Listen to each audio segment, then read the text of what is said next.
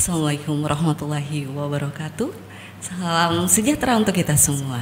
Selamat datang di Suara Pendidikan Sumsel, suara milik kita semua. Baik, sebelumnya perkenalkan, nama Ibu Amel dari SMA Negeri 1 Palembang. Saat ini Ibu ditemani oleh Ibu Siti Rohma dari SMA Plus Negeri 17 Palembang. Selamat pagi, Bu Rohma, apa kabar? Alhamdulillah, Mbak Amel, pagi. Di SMA Negeri 17 Palembang mengajar apa, Bu Rohma? Mapel biologi, Bu. Mapel biologi, wah tampaknya ini mapel favorit untuk jurusan IPA ya. Jadi pagi ini Bu Siti Rohma akan memaparkan salah satu materi dari pelajaran biologi, begitu ya Bu ya? Iya, betul. Materi apa itu Bu? Pada saat ini materinya adalah sistem pencernaan manusia. Ini adalah materi biologi kelas 11 semester 1. Baik, anak-anak dan semuanya, sebelum mendengarkan penjelasan materi dari Ibu Siti Rohma, ada baiknya kalian persiapkan alat tulisnya agar dapat mencatat apapun yang penting ya untuk mata pelajaran di sekolah kalian. Baik, langsung saja Ibu Siti Rohma dipersilahkan. Ya, baik, terima kasih banyak Bu Amel. Saya sapa semuanya. Assalamualaikum warahmatullahi wabarakatuh.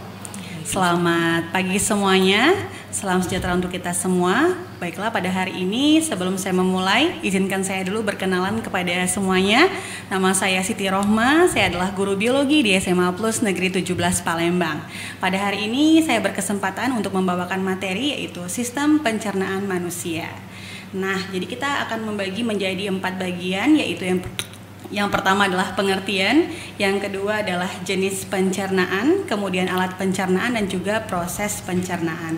Yang pertama kita harus tahu dulu nih, apa pengertian dari sistem pencernaan. Jadi suatu sistem yang berperan dalam proses pemecahan makanan menjadi molekul yang lebih sederhana. Yang pasti ini kalau Bu Amel ini adalah suatu sistem yang memang berjalan setiap hari ya Bu ya. Iya, jadi kita ya. Ya betul sekali. Jadi ini betul-betul yang nggak asing lagi bagi kita sendiri ya. Jadi ini setiap hari kita makan gitu ya. Jadi proses pemecahan makanan inilah yang disebut dengan sistem pencernaan. Untuk gambarnya bisa dilihat, di situ ada mulut, kerongkongan, lambung, usus halus, usus besar dan juga anus. Nah, kita lihat dulu nih yang berikutnya, yaitu jenis-jenis pencernaan. Jenis pencernaan ini ada 2 macam. Yang pertama adalah pencernaan mekanik, yaitu pencernaan yang memecah makanan dengan bantuan gigi dan juga otot. Sedangkan pencernaan kimiawi ini adalah pemecahan makanan dengan bantuan enzim. Kita lihat gambar yang berikut ini, kita lihat ada seorang anak ya. Jadi dia ini sedang memakan roti, yang pasti roti ini ukurannya besar. Nah, setelah masuk ke dalam mulut itu akan berubah menjadi butiran kecil roti tersebut. Nah, kemudian itulah yang disebut dengan pencernaan mekanik. Jadi dibantu oleh gigi kalau pada mulut.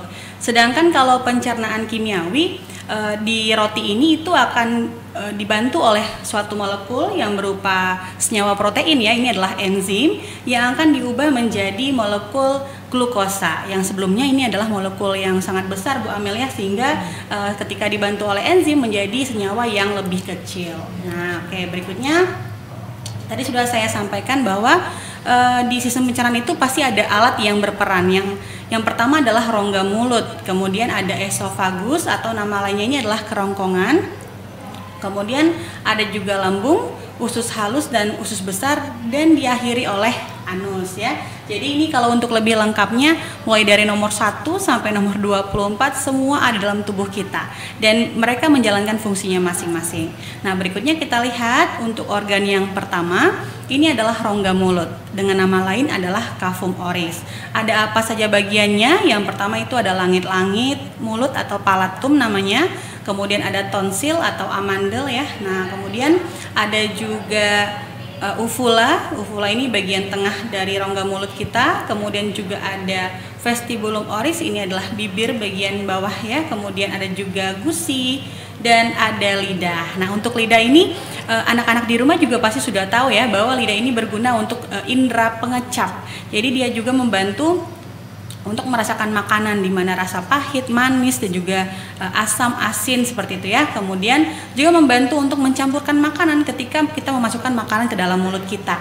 Dan di situ juga ada satu yang sangat berperan ya, namanya adalah kelenjar ludah. Nah, kelenjar ludah ini, jadi ludah itu ya Bu Amel seperti biasa kadang tuh kita buang saja gitu ya. Iya, Tapi betul. sebenarnya di dalam ludah itu mengandung enzim amilase gitu. Jadi amilase itu berperan untuk memecah amilum menjadi glukosa. Ternyata bermanfaat. Iya betul sekali. Nah jadi karena dia itu bermanfaat untuk pencernaan di awal mulut kita, sehingga makanan yang tadi berukuran besar menjadi ukuran kecil, kemudian senyawa kimianya juga sudah jadi kecil ya, dari amilum menjadi glukosa seperti itu. Oke, jadi itu dari rongga mulut. Setelah makanan dari rongga mulut ini akan turun ke bagian bawah ya, dengan cara nanti ada proses relaksasi dan kontraksi otot di kerongkongan kita, atau nama lainnya adalah esofagus. Jadi di situ di gambar ini, ketika makanan itu masuk dari rongga mulut kemudian turun ya, ini ada gerakan mendorong, namanya adalah gerakan peristaltik. Nah jadi kalau udah turun ke kerongkongan, nanti dia langsung menuju ke tempat selanjutnya, yaitu adalah lambung. Nah dari lambung ini nanti kalau untuk bagiannya itu ada di gambar ya. Yang pertama adalah bagian fundus, ini adalah bagian tengah. Nah sebelumnya akan ada kardiak. Kardiak inilah yang awal mula dari makanan dari kerongkongan itu masuk ke dalam lambung. Kemudian dari fundus, nanti di fundus ini akan diproses secara kimiawi dan juga mekanik. Jadi mekaniknya itu kalau tadi ya Bu Amel di mulut itu kan pakai gigi ya. Nah tapi kalau misalnya di lambung itu kita pakai otot lambung. Oh, ada otot. Ada ototnya, iya betul. Jadi otot inilah nanti yang membantu untuk memecah makanan di sini ya, sehingga nanti makanannya akan berbentuk seperti namanya kim atau bubur gitu. Nah kemudian akan diproses di sini menjadi suatu senyawa seperti tadi ada protein ya, protein akan dipecah menjadi pepton namanya. Nah akan dibantu juga oleh enzim. Enzim ini adalah enzim, ada namanya pepsinogen, yang akan dipecah menjadi akan menghasilkan enzim pepsin ya, sehingga nanti ada protein diubah jadi pepton. Selain itu juga di sini ada HCl. Nah HCl itu adalah asam lambung ya. Asam lambung ini ada di lambung yang akan mengaktifkan enzim-enzim di dalamnya seperti enzim pepsinogen tadi. Nah dari sini nanti makanannya akan lanjut lagi ke usus 12 jari atau usus halus. Nah ini makanan ini nggak langsung diproses ya, jadi ada waktu yang dibutuhkan tuh 3 jam. Jadi dari waktu 3 jam untuk itu mencerna makanan kita tadi. betul sekali. Ya? Jadi makanya kalau kita makan tuh ada jeda ya Bu ya, nggak langsung sekali nggak makan, langsung kenyang gitu iya, ya. makan lagi gitu kan. Nah jadi ada tahapannya. Jadi kalau misalnya sudah makan akan diproses dulu nih 3 jam di lambung aja butuh waktu 3 jam. Apalagi kalau misalkan nanti ke bawah lagi ya, kita cek lagi yang ke berikutnya, itu ada namanya adalah usus halus. Nah usus halus ini seperti dilihat dari gambarnya ya, bukan yang warna pink ya kalau di gambar ini ya. Jadi itu yang bagian tengah yang ada warna hijau atau warna ini cuma istilah saja ya. Tapi tetap nanti di situ dibagi. Yang pertama ada duodenum. Ini kalau kita lihat dari gambarnya itu saluran yang menghubungkan dari lambung menuju usus halus. Nah usus halus dibagi 3 macam. Ada 12 jari atau duodenum. Kemudian ada jejunum ya di sini, dan juga ada ileum. Nah, kalau untuk duodenum itu adalah usus 12 jari, usus yang berperan dalam proses kimiawi. Di sini akan ada beberapa enzim yang membantu. Contoh pertama adalah enzim tripsinogen yang nanti kalau dia sudah aktif maka dia akan menghasilkan tripsin. Nah, jadi tripsin itu akan memecah si pepton dari lambung tadi, itu dipecah jadi lebih halus lagi, namanya adalah asam amino. Nah, asam amino inilah yang menjadi bahan baku ya dari kebutuhan tubuh atau sel tubuh kita untuk membuat kembali misalkan ada sel-sel yang rusak seperti itu ya. Jadi kita sudah ada pengaturan diri dari tubuh kita ya. Jadi ada duodenum, kemudian ada juga jejunum. Jejunum ini nama lain dari usus kosong. Jadi usus kosong itu nanti akan membantu proses pemecahan glukosa ya. Jadi di situ nanti ada maltosa, ada sukrosa ya, dipecah menjadi lebih halus lagi menjadi fruktosa dan juga glukosa. Nah, nanti ini ada maltase ya untuk enzimnya. Anak-anak di rumah perlu diingat ya. Jadi kalau untuk enzim itu dia kebanyakan berakhiran ase ya. Jadi ada amilase tadi kan ada, kemudian ini ada si maltase, sakrase. Jadi itu adalah enzim. Kemudian di jejunum ini nanti ada proses pemecahan maltosa tadi sehingga menjadi glukosa, dan terakhir ketika sudah jadi halus semua maka dia akan berada di ileum. Nah, ileum inilah sebenarnya yang sudah menjadi tempat penampungan ya, bahwa zat-zat yang sudah dipecah tadi, yang kecil-kecil tadi itu sangat bermanfaat bagi tubuh kita dan akan diserap oleh usus penyerapan ini. Nah, setelah dia diserap nanti akan siap untuk diedarkan. Yang membawanya itu siapa? Nanti ada namanya itu pembuluh darah. Jadi pembuluh darah ini nanti membawa, kalau untuk asam amino, kemudian tadi ada glukosa, ada galaktosa, fruktosa, itu dibawa oleh pembuluh darah ke seluruh tubuh kita. Namun kalau untuk yang lemak ya, nanti dia akan dipecah tadi sudah dari lambung, kemudian usus 12 jari, nanti dia akan dibawa di ileum ini oleh pembuluh limfe namanya. Ya, limfe itu terdapat dalam tubuh kita di selangkangan dan juga ada di bagian ketiak ya. Nah, jadi itu untuk pembuluh limfe. Setelah sudah diserap, jadi makanan yang diserap akan diedarkan ke seluruh tubuh kita, tapi nanti ada juga sisanya. Nah, sisa ini nanti akan melalui bagian berikutnya. Bagiannya itu disebut dengan usus besar ya. Nah, usus besar itu kalau penampakannya itu seperti ini. Nah, bisa lihat pada gambar ini dari usus halus tadi ya, sambungan pertamanya dari sini, kemudian nanti ada kolon ya. Nama lain dari usus besar itu adalah kolon. Jadi kolon itu ada 3 macam. Yang pertama adalah kolon ascendant, ini naik ke atas. Kemudian ada kolon transversum, itu akan berada di sini ya. Dia lurusan dari ascendant, kemudian akan membawa makanan menuju ke kolon descendant dan akan diakhiri ke rektum. Dan dari rektum ini akan menuju ke anus ya. Nah, tapi apa sih proses yang terjadi di usus besar ini? Jadi di sini akan terjadi proses pembusukan makanan yang dibantu oleh bakteri Escherichia coli.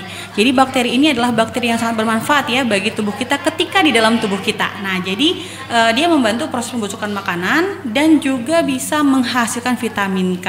Nah, jadi vitamin K ini juga sangat baik untuk tubuh kita ya, karena untuk pembekuan darah Bu Amel.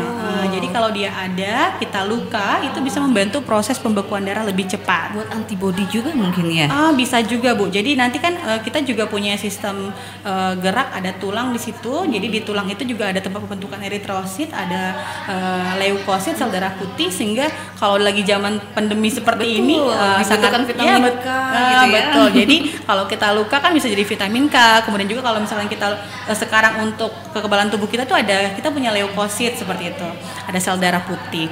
Nah, berikutnya jadi dari sini nanti ada makanan ya yang dihasilkan, yaitu yang tidak berguna itu akan dikeluarkan melalui anus, dan untuk yang bermanfaat tadi udah saya bilang bahwa dia akan diedarkan ke pembuluh darah atau pembuluh limfe. Nah, jadi ada E. coli tadi ya yang membantu untuk proses pembusukan makanan dan pembentukan vitamin K. Nah, dari sini nanti ada anus ya. Jadi anus ini adalah bagian paling akhir tempat pembuangan. Jadi kalau untuk bagiannya tadi ya, ini paling akhir. Jadi di anus ini akan ada otot di situ ya, yaitu 1/3 otot lurik, 2/3 otot polos, sehingga bisa melalukan feses kita dengan mudah seperti itu. Nah, namun juga kita harus ada pola hidup sehat ya Bu Amel ya. Jadi jangan makan yang terlalu keras gitu ya. Harus ada sayurannya gitu. Serat. Ya, betul, ada seratnya. Maka harus 5 sempurna. Nah, betul sekali Bu Amel ya. Jadi kita harus ada anak-anak yang perlu diingat 4 sehat 5 sempurna. Jadi 4-nya itu adalah nasi ya, karbohidrat untuk ada juga lauk pauk, sayur mayur, buah-buahan dan juga susu. Nah, mungkin ini saja. Untuk tambahannya satu lagi, ini adalah pankreas ya. Pankreas ini juga sangat berperan untuk tubuh kita karena dia ada enzim namanya adalah lipase dan juga amilase yang nanti akan dibawa ke usus halus, dan juga ada hormon-hormon yang lainnya. Nah, itu saja hari ini kita sudah bahas mulai dari rongga mulut sampai ke anus. Baik ya Ibu Siti Rohmah, menarik sekali bahasan hari ini. Oke, mungkin untuk yang ingin bertanya boleh ditulis di kolom komentar ya anak-anak. Kita akan bertemu lagi di pertemuan selanjutnya dengan materi yang berbeda. Ibu Amel dan Bu Siti Rohmah pamit undur diri. Kami akhiri. Wassalamualaikum warahmatullahi wabarakatuh.